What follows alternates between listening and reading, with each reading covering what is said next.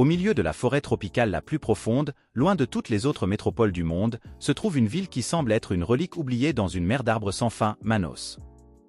La ville n'est accessible que par avion ou par bateau pendant la majeure partie de l'année, ce qui en fait l'une des grandes villes les plus isolées du monde. De ce fait, la capitale de l'État brésilien d'Amazonie se trouve toujours à la frontière entre le boom économique et le déclin croissant. Mais comment une telle grande ville a-t-elle pu se développer au milieu de la forêt vierge? Comment la ville parvient-elle à subvenir à ses besoins et pourquoi la ville souffre-t-elle en ce moment? Toutes ces questions passionnantes sont abordées dans la vidéo d'aujourd'hui. Avant que les explorateurs européens ne pénètrent dans cette région, la zone dans laquelle se trouve aujourd'hui Manos était peuplée par différentes tribus indigènes. Ces peuples avaient leur propre culture, langue et tradition, et ils ont longtemps vécu en harmonie avec la forêt tropicale. Mais à partir de l'an 1600, les Portugais ont pénétré de plus en plus profondément dans leur colonie du Brésil et donc, même la forêt tropicale n'était plus à l'abri des colonisateurs. Dans le cadre de leur expansion, les explorateurs et les colons portugais ont construit de petits postes de commerce le long de l'Amazone et de ses affluents. Ces postes servaient de points stratégiques pour le commerce et l'exploration de l'immense bassin de l'Amazone. Ils servaient aussi de base militaire, car on craignait l'expansion des Néerlandais du Nord. Et l'un de ces postes, connu sous le nom de Gobará do Rio Negro, est devenu l'origine de la ville actuelle de Manos. Le nom même de Manos vient d'ailleurs de la langue indigène locale et signifie « mer des dieux ». Pendant cette première phase, Manos était principalement un centre de commerce de produits locaux comme le poisson, les fruits et le bois. La ville était alors minuscule et son infrastructure primitive, mais elle a posé les bases de la croissance et du développement ultérieur qui commenceront à partir de l'an 1880. Les Portugais ont reconnu le potentiel stratégique de l'emplacement au confluent du Rio Negro et de l'Amazone, deux voies navigables importantes pour le transport et la communication dans cette région largement inaccessible. Et une matière première en particulier devait poser la première pierre de l'ascension de Manos, le caoutchouc.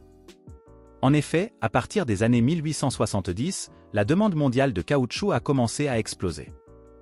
L'industrialisation a commencé dans la plupart des pays d'Europe et la transformation de masse du caoutchouc a commencé. Car celui-ci n'était pas seulement nécessaire dans l'industrie automobile en plein essor, mais aussi, par exemple, pour la fabrication de tuyaux, de joints, de courroies, de matériaux isolants et dans l'industrie de la chaussure. Et c'est ainsi que le bassin amazonien, extrêmement riche en EVA, s'est rapidement retrouvé au centre de l'économie mondiale. Une véritable ruée vers l'or a commencé et de plus en plus de commerçants et d'hommes d'affaires se sont installés à Manos. Situé stratégiquement au confluent du Rio Negro et de l'Amazone, Manos offrait les conditions idéales pour transporter la matière première des profondeurs de la forêt tropicale vers la côte. La ville a ainsi connu une croissance et une transformation sans précédent. L'argent affluait en abondance et avec lui, une vague de construction et de modernisation. De magnifiques bâtiments, dont le célèbre Teatro Amazona, un opéra construit avec des matériaux et des artistes de toute l'Europe, témoignaient de cette richesse. À cette époque, la ville était connue comme le Paris des tropiques. Mais ce boom ne devait durer que quelques décennies.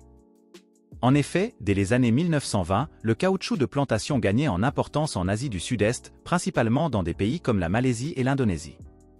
Ces plantations étaient plus efficaces et plus rentables que l'extraction du caoutchouc en Amazonie, ce qui a entraîné une chute spectaculaire des prix. De plus, la logistique y était beaucoup plus simple qu'à Manos. Et le déclin soudain du commerce du caoutchouc a bien sûr laissé de profondes traces économiques et sociales dans la ville amazonienne. De nombreux riches barons du caoutchouc ont perdu leur fortune et de plus en plus de personnes ont quitté la ville, qui semblait se désintégrer petit à petit. Alors que la ville abritait auparavant plus de 100 000 personnes, la population se réduit désormais à quelques dizaines de milliers. Mais malgré les grands défis, les habitants de Manos se sont montrés résistants, comme souvent, et le gouvernement brésilien a bientôt eu une idée pour déclencher un nouveau boom dans la ville. C'est ainsi que la zone franche de Manos a vu le jour en l'an 1967. La zone de libre-échange offrait des incitations fiscales et des droits de douane réduits, ce qui a attiré les investisseurs nationaux et internationaux et a favorisé le développement économique de l'Amazonie. Et c'est ainsi que Manos a vu son économie se diversifier. En plus des industries traditionnelles, de nouveaux secteurs industriels se sont développés, notamment dans les domaines de l'électronique, de la chimie et de la sous-traitance automobile. Le développement industriel s'est accompagné d'une croissance rapide de la population. De nombreuses personnes se sont installées à Manos, attirées par les nouvelles opportunités de travail et la promesse d'une vie meilleure. Cette croissance a entraîné une urbanisation rapide et l'extension des limites de la ville. Et la ville a pu renouer avec son passé glorieux. Grâce à ce nouveau flux d'argent, la ville a amélioré son infrastructure. De nouvelles routes, ponts et équipements publics ont été construits et les services urbains ont été développés. Ces développements ont considérablement amélioré la qualité de vie à Manos et ont soutenu la poursuite de la croissance économique. Et de nouveaux bâtiments magnifiques ont également vu le jour. Mais comment est-il possible de maintenir cette ville?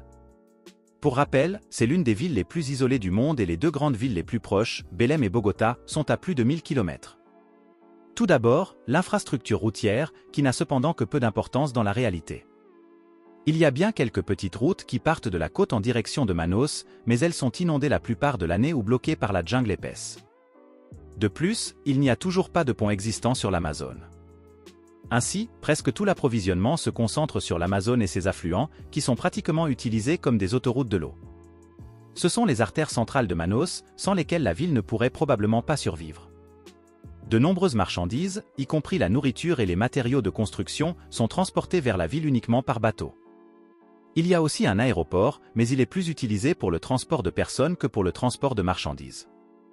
Malgré tout, il est extrêmement coûteux et difficile de transporter des marchandises sur de si grandes distances à travers les rivières, c'est pourquoi Manos est de plus en plus autosuffisante. Les poissons et les fruits proviennent de la forêt tropicale, l'électricité est produite en grande partie par des sources d'énergie renouvelables locales et l'eau de l'Amazone est rendue potable grâce à de grandes installations de traitement de l'eau. De plus, Manos dispose d'un réseau de communication moderne, y compris l'Internet au débit moderne et la téléphonie mobile, ce qui est essentiel pour le commerce, l'éducation et la communication personnelle, en particulier vers les zones éloignées. Mais la ville est également confrontée à de nombreux problèmes, le plus important étant les conséquences du changement climatique. Les changements radicaux dans le modèle de pluie et l'augmentation des températures rendent les conditions de vie dans la ville encore plus difficiles. Les conséquences sont des périodes de sécheresse inhabituellement longues ou des pluies extrêmement fortes. Récemment, le Brésil a été touché par une vague de chaleur extrême, avec une température ressentie de plus de 58 degrés, et plus ces phases sont longues et intenses, plus le risque d'incendie de forêt est élevé. Et les conditions météorologiques extrêmes affectent également les récoltes et la sécurité alimentaire de Manos. Un autre grand défi est de maintenir l'infrastructure, qui est très vulnérable à cause du climat là-bas. Le climat tropical humide, avec des pluies et des inondations fréquentes, fait que les matériaux de construction s'usent beaucoup plus vite. Mais il y a aussi une perspective d'avenir positive, le gouvernement local investit en effet massivement dans les infrastructures durables, l'amélioration de la prévention des catastrophes et la promotion de la conscience environnementale au sein de la population. Et c'est ainsi que Manos est devenue une mecque de l'écotourisme. Cela permet non seulement de sensibiliser les touristes au thème de la durabilité et de la protection de l'environnement, mais aussi de stimuler l'économie locale. Une multitude d'écologes et d'hébergements durables ont ainsi vu le jour dans la région, visant à minimiser l'empreinte écologique et à respecter la culture et l'environnement locaux.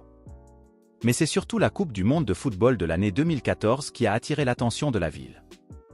En raison de sa situation au cœur de la forêt tropicale et de son climat extrême, c'était probablement le site de fouille le plus exotique de tout le tournoi. À l'époque, le stade Amazonia Arena de Manos avait été construit spécialement pour la Coupe du monde. Et pour les fans allemands en particulier, c'est là qu'a eu lieu un véritable spectacle, à savoir le 4-0 contre le Portugal en phase de groupe.